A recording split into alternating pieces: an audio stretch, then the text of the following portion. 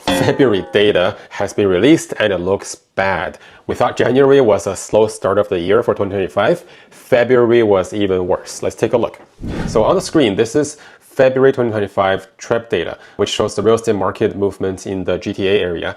And we can see that number of sales is the big story this month. 4,037. It's negative 27.4% year over year. Okay, that's more than a quarter of buyers less than the same time last year. Last year at February 2024, we had 5562 number of transactions, right? This means like 5,500 buyers made a transaction. And this February that just passed, we only had 4,000. Comparing to January, you'll see that January 25, we had 3,800 sales. And that's very close to February. You may think, okay, month over month is not too bad. At least we're up a little bit from January to February, right? But from the graph you'll see later on, February usually should be a big jump from January in terms of number of transactions. But this year is pretty much flat, which makes this February the worst February in the past 10 years in terms of number of buyers. So let's take a look at new listings. Seller perspective, we are about the same number of sellers as last year this time. But buyers are 27% less. So you can imagine, compare this February to last February, it's pretty bad. And a lot of it is thanks to the new president, Donald Trump's tariff threats. It's made the market scared, right? And you know how, whether it's stock market or real estate market, it hates uncertainties. And right now, the tariff war is just too much uncertainties in the air that makes a lot of the buyers withhold their offers. And I even personally, in the past 30 days, I had at least 5 serious buyers who backed out. A lot of them made actual offers written on paper already, but when the tariff announced, they backed out their offers one way or another. They said they want to wait for a bit, they want to wait until next year, to see how it goes. They changed their purchase plans, right? So it's bad. Like, I personally feel the change in the market sentiment. Active listing, February 19,000. Okay, it's 76% higher than February last year. That's a big change. So think about it. We have 76% more listings, okay, more sellers, and we had 27% less buyers than the same time last year. Right now, like you can imagine, the market is quite bad.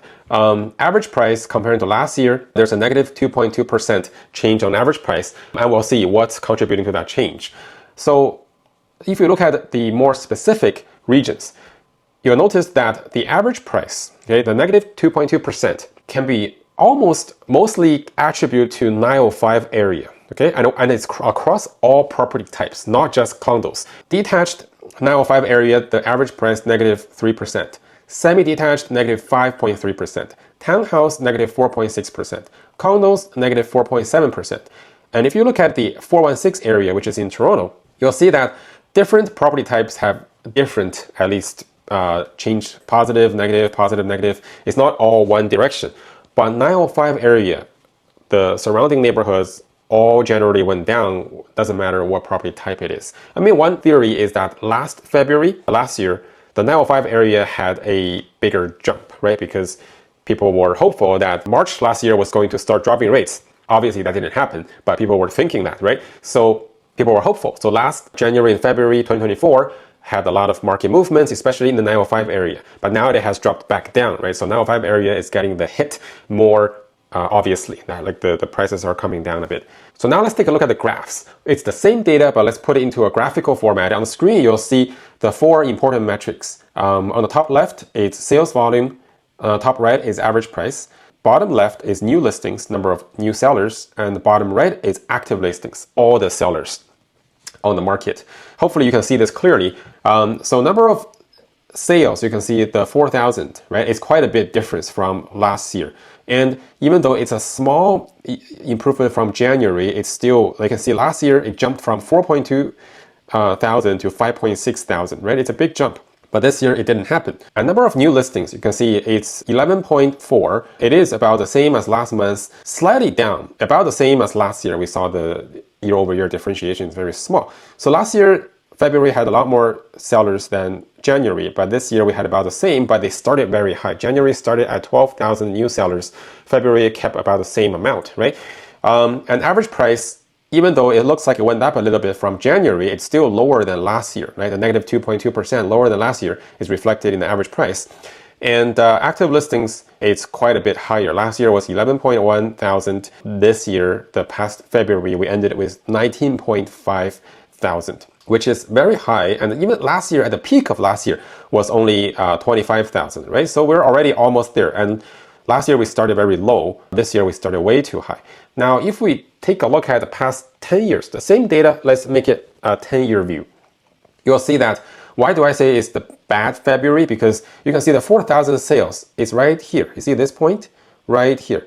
It's the lowest of all the Februaries. If you look at all the other Februaries, it jumped a lot from January, right? There's a lot more buyers. That's why people call it a spring market. Usually there's more buyers come out in February compared to January. But this year, it did not. That did not happen, and that's why we said the spring market has been canceled. Okay, and that's the reason. Usually next month, for March, we're supposed to have even more buyers come out, right? But based on the current trend, and today is already March 9th, I don't see the market has continued to improve, right? I just don't see that being in the market day to day. So possibly in March is going to be like a pretty slow March as well in the end compared to all the other March, and that means our spring market is officially canceled. I mean, maybe next month if we have much better news from the tariff war and we have more interest rate drops on March 12th, which if you see this video after March 12th, then hopefully interest rate already dropped. Hopefully we'll see a better April and May. But so far, what I'm seeing is that March is going to be really bad compared to the other years. And if we compare the number of new listings against other 10 years, you'll see that right now, even though February is 11.3 thousand, it's not higher than January, but January started very high. So the only years that had more new sellers was 2021 and 2022, like these 2 years had 14,000. But those were crazy years. Like those years had a lot of new buyers. In fact, we knew that the most number of transactions in history happened in 2021. And that's the year that originated the most amount of mortgages, like new mortgages, right, in 2021. So that's why in the last video we saw in 2024, power of sale has been going up. Because a lot of people, they originated their mortgage in 2021 at a very high price tag. And it takes 3 to 5 years to renew their mortgage, right? So whoever applied for a new mortgage in 2021, they likely start renewing their mortgage in 2024. So between 2024, 2025 this year, and 2026 next year is going to be the majority of renews of the high price tag mortgages and the lowest interest rate mortgages in 2021. Remember, you can get a 5-year fixed rate mortgage in 2021 for like 1.5%, and they're all renewing last year, this year, and next year, right? So I would say be prepared to see more power of sales listings coming up in the foreseeable future. But in terms of new listings, right, we're now the third highest of the past 10 years, and all the other years they seem to have a bit less than now. But March, you can see majority of them do still go up, right? There's more listings coming up. So if you are in the market trying to sell your property, just be prepared. There's going to be more competition coming up in March, April. These are usually by seasonality, the 2 biggest months for new listings, right? We're here right now. I think we'll see more new listings coming up. So for buyers, if you don't see anything you like right now, don't worry. March, April, you'll see more options. And you'll see that summer is a bit slower. People go on vacation, not a lot of new listings. And seasonality-wise, September, October, you'll see some more new listings, right? So that's just how the seasonality works throughout the year.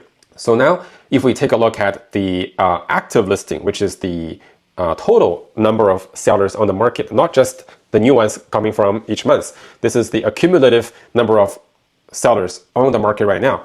We're at 19.5, right? Which we saw is higher than last year. Last year was already a very high year at 11,000, right? Which is right here. And right now, 19.5, we started the year like at the highest point in history. And February, it continued to go up, right? Why? Because there's a lot of new listing, but the buyers are down 27%, remember? So not a lot of buyers, but there's a lot of new sellers. So the inventory will go up. And generally, by seasonality, you can see that March and April and May, June, July, generally the inventory continue to sort of move along like a curve. Some years it go up, some years start to go down in the summer, right? So in certain years like 2022, 2016, 2021, you can see the inventory level start to drop in the summer, But in other years, like last year, for example, inventory just keeps building up, right? So we'll have to see.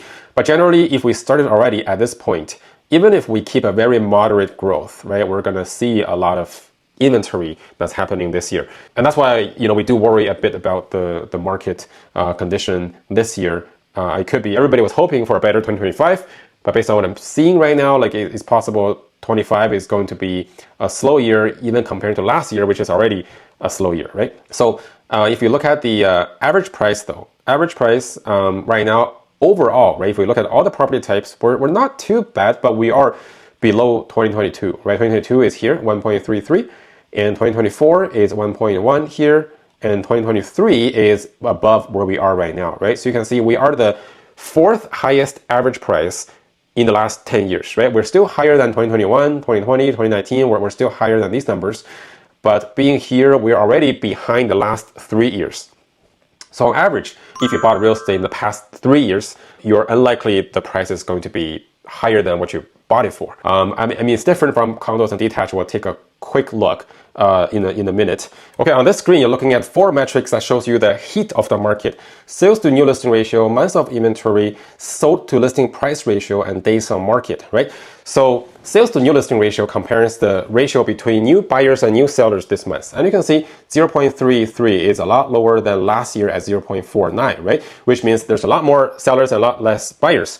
Months of inventory at 4.8, which is a lot slower than last year at 2. And this is definitely a buyer's market, and last year was still more of a seller's market. I mean, it got worse last year to become a buyer's market, but at least last year, February, was still a seller's market. Sold to listing price ratio, you can see right now we're at 1. Last year, we're at 1.1. So it means last year, we're still seeing more bidding wars, but this year, we're not seeing a lot of successful bidding wars anymore, right? Most properties, they list and they sell. Some goes higher, some goes lower. On average is 1. So less bidding happening than last year.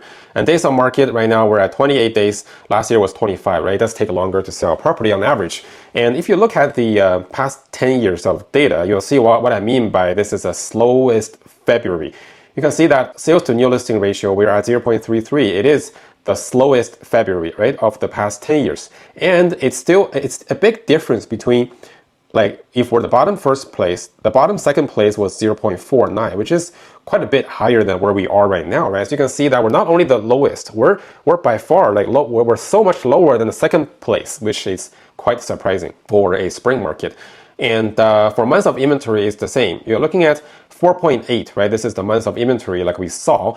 And it's not only so far above every other February, it's like pretty much the slowest of all months, except like last year, September at 5.1, right? So if we ignore last year, September, every other month, like usually February is one of the lower months of inventory months, right? Comparing to the rest of the year.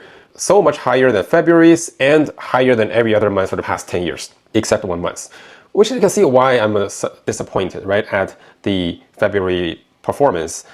It's just way too surprising and slow, and a lot of it's external macro economic factors affecting buyers' confidence, right, which we talked about in the last video. We'll continue to discuss those factors more going forward. And if we just want to take a quick look at the months of inventory for condos, for example, condos are at 6.2 right now. On average, it's 4.8. 6.2 is even higher, right? So condos are definitely slower. And detached, we're at 4.6, right? Which is quite high as well. This is what's surprising too, right? So detached market, even though we did sell a good number of detached listings in February, but overall you can see detached market 4.6 is still like the highest of all the past 10 years. And we had 2018, 2019, those were very slow years for detached market, and we are even worse than that and on February. So this is just a quick overview for this month's data. And next video, we're going to try to break them down further to look at the different cities and how they compare to each other. And we're going to dive more into different property types: condos, detached, semis, condo, townhouse. So stay tuned, subscribe, and until next time, ciao.